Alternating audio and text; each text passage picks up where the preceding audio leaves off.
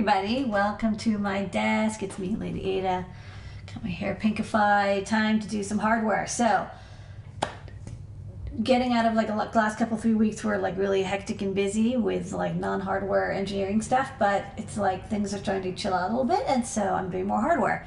And so one of the things I'm trying to do is get out of this gigantic backlog of breakout boards that I have. So basically like 2021, 2022, and a little bit of 2023, I designed a lot of hardware that I could get samples for chips, but I couldn't get the chips themselves. Or like they were preview, and so I would like design stuff, because I was like, well, it's a chip shortage, whatever, I'm gonna like try designing stuff. But I couldn't actually make it. And so like one of the things that Mr. Ladyada is blogging is like, as I actually like go back to some of these designs, and I'm like, oh yeah, that's, you know, pressure sensor. It's actually totally available now, and it's inexpensive. That's another thing. Some of the prices were crazy. Like you could get the chip, but it was like $15 a piece. And so now that the price is reasonable and it's available, I'm like going back and trying to like revive some of these breakout boards. And like I have a lot. Like it's like a gigantic ass pile of breakout boards and sensors. So this week, or like the last 2 weeks, the ones I've been digging into. So let's go to the overhead. Is I did wrap up the library. I think I covered this in a previous Desk of Ladyada code for the INA3221, which is a triple output DC current sensor. I'm using this also for another project, like doing like multiple battery power supply battery monitoring. So 3 inputs. Each one can be like, I think 0 to like 26 or 30 volts. I picked 0.05 ohm current sense resistors, so I can do about like 3 amps of current monitoring, positive or negative, high or low. Lovely little chip, not too expensive either. Digikito has it in stock. Terminal blocks, I2C, and then I go to library for it. It has like a bunch of cool like interrupt output valid thingies. So a lot of options. A great update if you need like, basically once you get into like 2 INA219s, you might as well go with an INA3221. So this actually wrapped. This is like, this is depressing because it was actually around for a really long time, and I just like couldn't quite get myself to finish the code. Code's finished and boards are ordered, and I just have to do the tester, and this will be in the store. And then the thing I was working on this week, so that was like last week or the week before, and then like this week, the ones I was working on were the VCNL4200. This is like a chunky beast. Look at this gigantic infrared sensor. So this is an infrared distance sensor. And you know, I've been doing a lot of stuff with like time of flight sensors because they're like very long range and very precise. But there's something to be said for like the VCNL4200, which DigiKey stocks for like $1.50. It's really cheap compared to VCNLs, sorry, to time of flight sensors. And there's sometimes when maybe you don't want a laser, you don't mind using IR. It also has light sensing. It does like light level ambient sensing, so it doubles up as a 2-in-1 sensor. There's times when you want infrared, not time of flight, so I thought I'd do this. It has a range of about 1.5 meters, which is a good. It means it's a good alternative for like the sharp distance sensors that used to be really popular. They're like very low cost. Okay, so that's that one, and then the final one I did is the I'm still working on it right now, is the LPS28. I actually covered this on IN and PI again like around 2022. It's a ported pressure sensor with gel on the inside, very similar to another sensor we carry, the LPS35. This one's kind of neat because it has a really wide range. Most pressure sensors kind of top out at like a little bit below sea level, which is like I think like 1200 hectopascals or so, or 1260. This one goes down to, I know right on the back, it's in the data sheet, it goes down to 4000. So it means you could use it like for underwater projects or projects where you're measuring pressure in a cavity, or like sip and puff where the pressure can go below sea level, and you still want to like do a good job measuring it. So you want, so that pressure's higher because you're going lower, or you're in like a pressure cabinet. And I like that it's ported. It means you can attach a cable to it. So the actual thing like I did this week, which is like not just hardware, but if you go back to my computer, in addition to trying to get through this gigantic box, which is unending. You know, it's fun to start new projects, not fun to finish them. So two things I tried this week were, because I was like, okay, I gotta get back into like writing code, blah, you know, and writing drivers is just like unbelievably tedious. Because you have to get it all perfectly right, but it's like there's just dozens and dozens of setters and getters all for just like little bits. And one of the things that I did to make it easier is write the Adafruit bus.io library that allows for bit level, like it basically, it structures the access to registers and register bits and handles all like the bullshit math of like shifting and ending and oring and nodding and then like writing it back so you can read it, flip a bit and write it without having to like do like all the hex offsets in your head, because it was so easy to get those wrong.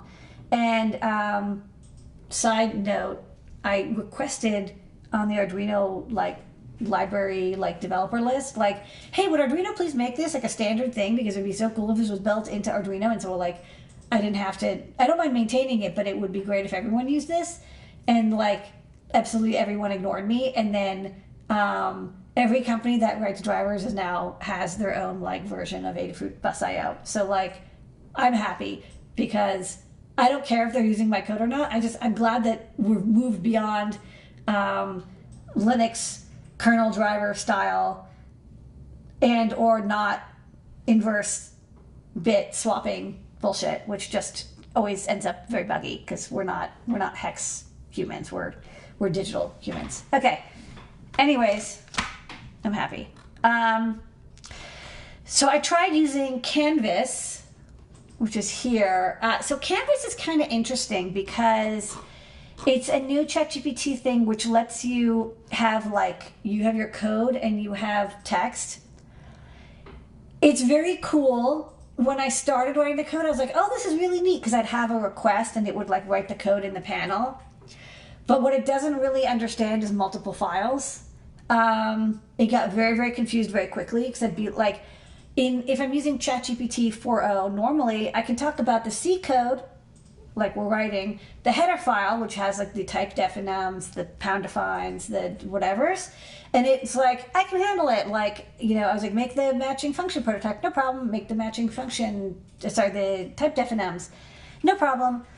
When I got into Canvas and started doing it, it totally like wigged out. It couldn't deal with it. And so it ended up, what it would be really cool is if it had 3 files. Like it should have 3 files. Yeah. I'm going to send a time-coded link to your Canvas request. So, and your ChatGPT request. Yeah. So, hey, Canvas, ChatGPT, here's the request. Ready, go. Have it handle file context properly and like name the files, and it could remember them, because it just, every time I asked it to add a new function, it would create a new file. And I could never say, I would try to tell it, no, I want you to just add the function to the existing file. It would be like, absolutely. And then it would just like lose everything I wrote before and like start a new file. When I write code in ChatGPT 4.0, I can tell it add this function. And then I actually did this like earlier. Here I say, okay, cool. You know, after I have it like add all these functions, I say, great. Can you give me the full C++ and header file? And it could do that. It does have it in the memory. It has the context of the file. And so I can have it do functions, but in the Canvas mode, like it just lost track of which file was which, and started like, it overwrote the Arduino sketch with C++, and the header file got added to the C++ file. It's got messed up. Context was confused. I think it'll get there. It was just, and it got really slow because it was just like trying to do this management. Whereas I was writing the LPS28 driver today, and I was doing it in my standard mode where I kind of do, I tell it, okay, I want to write a new function. Let me see. So for example, I'd be like, hold on. Okay. Let me see if I can start again at the beginning of it, because I like do one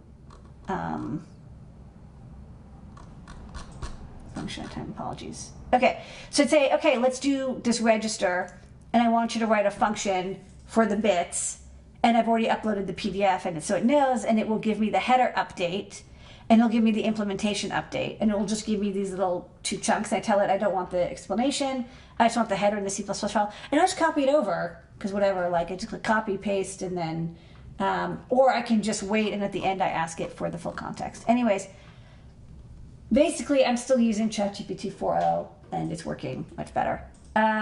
Okay, and then next, before we wrap up, I also tried Cursor, which is different than Canvas.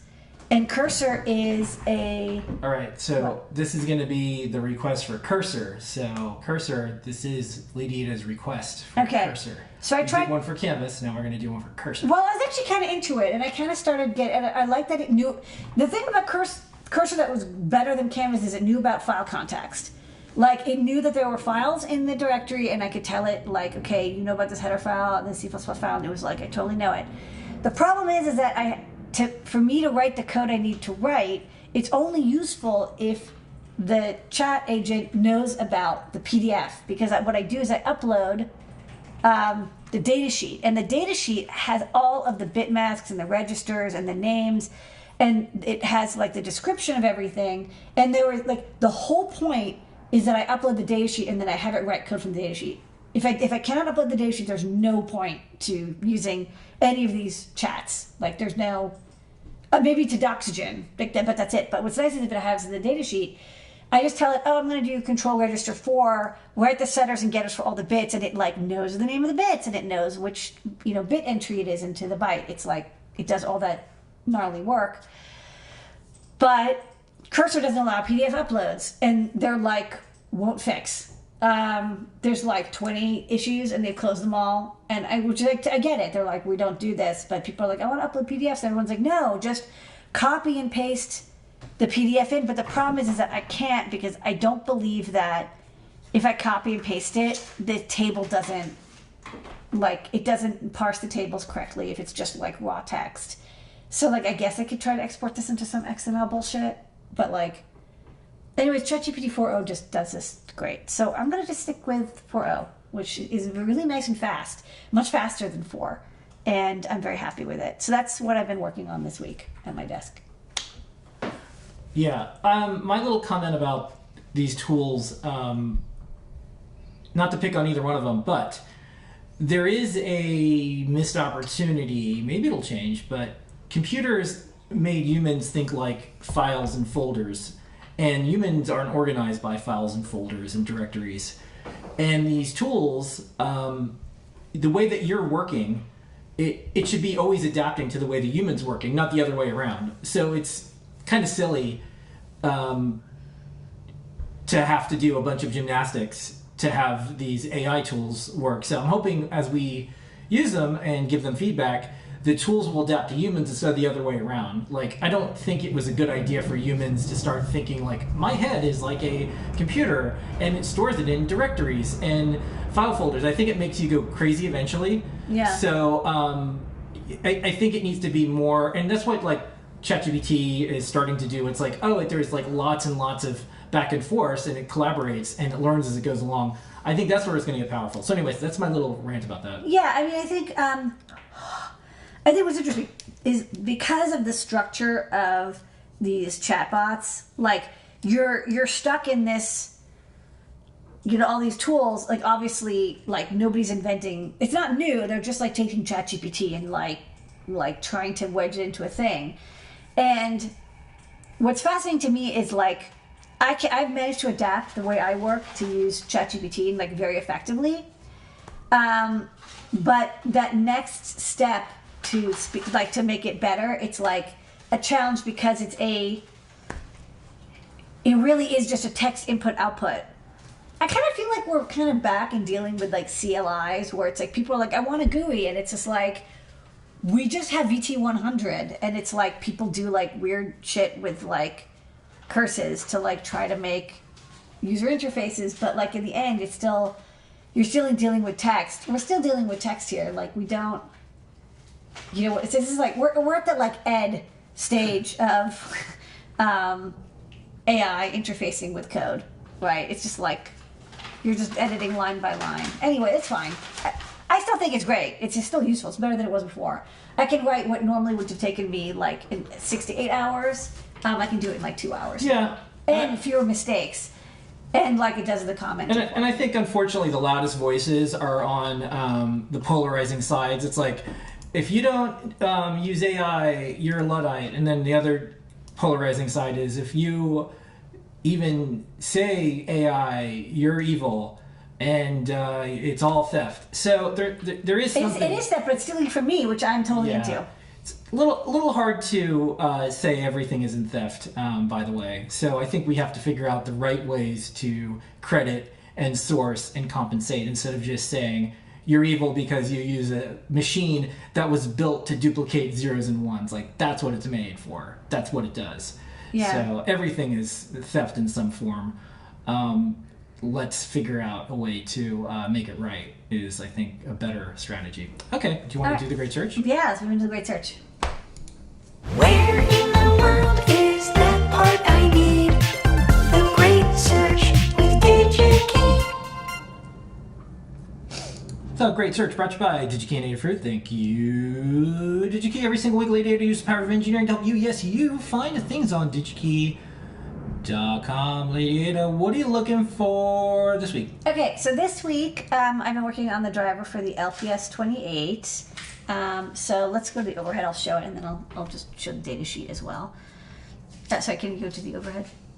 A minute, and then I'll tell you when we go. We're on overhead. No. What? No, overhead, not computer. Oh, sorry. Yeah. Yeah, whoopsie. That's okay.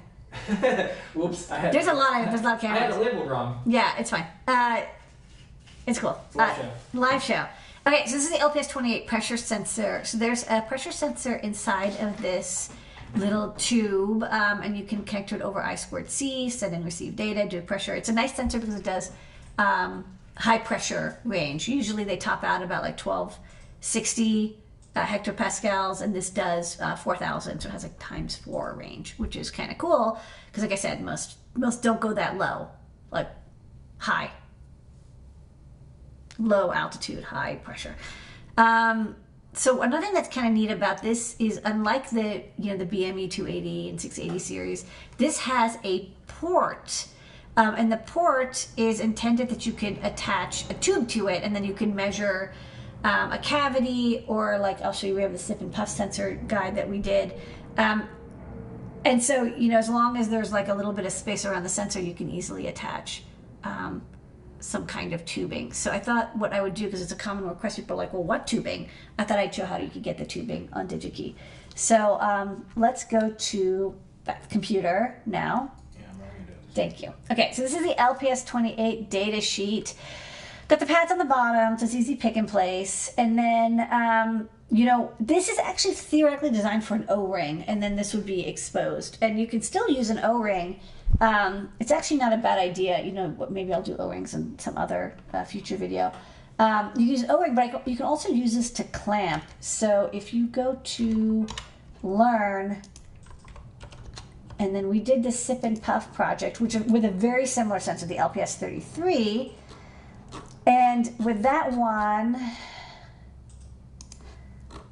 you take this tubing, and so this is like the data sheet, what they suggest. They're like, oh, you would just put it in this aperture housing thing. But like, we wanted to have a tube so you could like suck and blow into it, and that's how you actually send. You could do Morse code. And so if you don't have control over your fingers, but you want to communicate, and a lot of people, because your breathing is like a core capability, as long as you can breathe, you can communicate by doing Morse code sip and puff.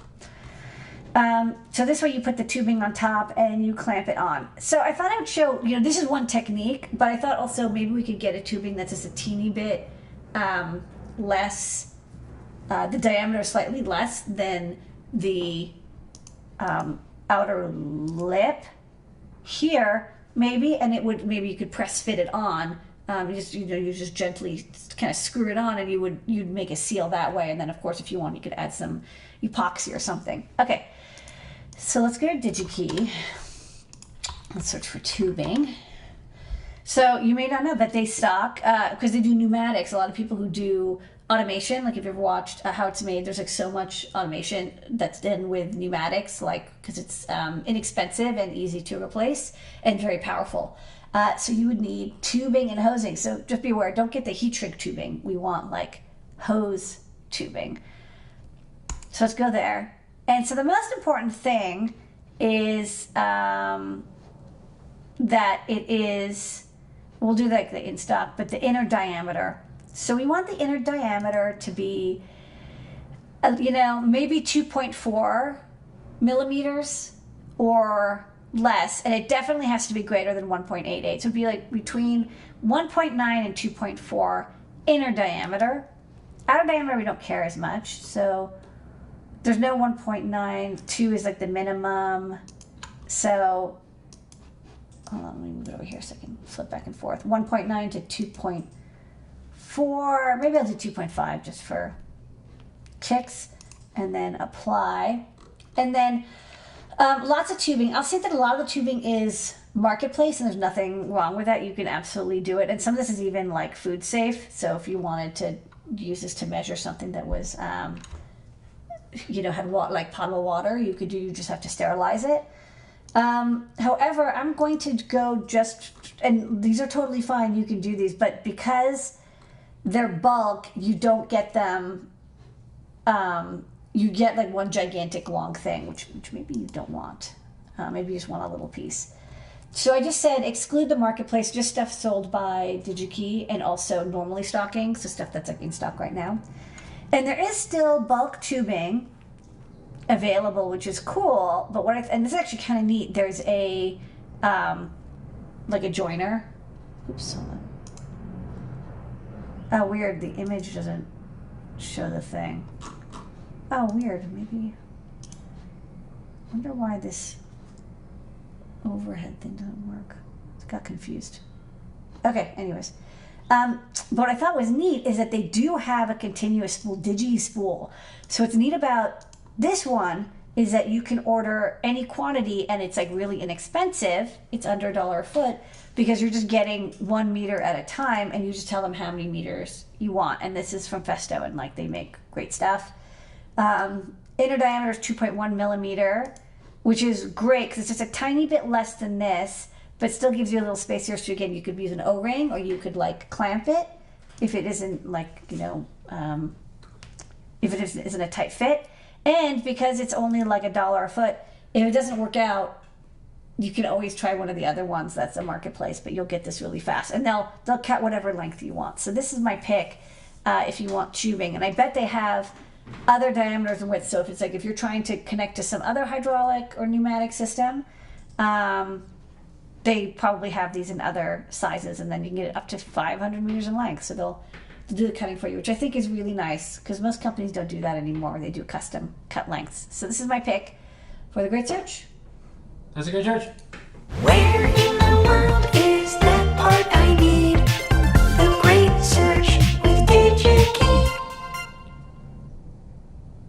All right, Dust to Desk Ladyada on Monday. It is Indigenous People Day, Columbus Day, so it is a paid day off for our team, also float, but we are shipping some things. And then upcoming, lots of Halloween stuff. And then in other news, less than 30 days to an election, Adafruit does a paid day off for voting. Try to get your company to consider it. It'd be nice if everyone got more involved in the things that shape all of our lives in all sorts of different ways. So you'll see some noise that we make each year. Some companies have adopted it. Not only is Adafruit open source, but we like to help out other companies, so copy us in all the right ways too. So. Okay. See everybody throughout the week. Bye-bye. Bye, everybody. Stay spooky.